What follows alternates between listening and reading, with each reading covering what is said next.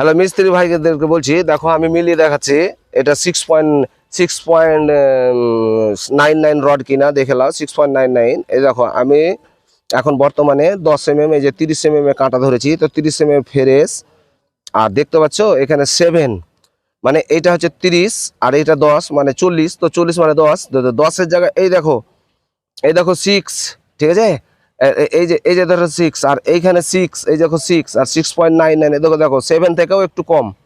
তার মানে 7 থেকে 6.99, তোমার 6.99 হচ্ছে এখন 8-এর রড। আর 10-এর রডও মেপে দেখাচ্ছি, দেখো দাঁড়াও, 10-এর রডটাও মেপে দেখাচ্ছি, চলেছো দেখি 10-এর রডটা।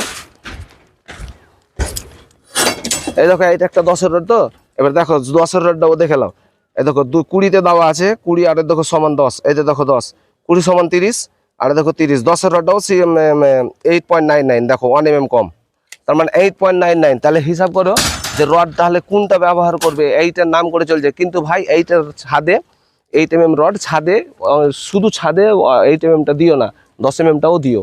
আর 10 mm একছালিয়ে না হলে বুঝতে পারছো তো যে ছাদের একটা অল্টারনেট রড ব্যান্ডিং করলে 5 ইঞ্চি 4.5 ইঞ্চি মিনিমাম তো ছাদ দিতেই হবে। হ্যাঁ, 4.5 ইঞ্চি ছাদ দিলে অল্টারনেটে ক্রাং হয়ে যাচ্ছে তোমার 2 ইঞ্চি মতো।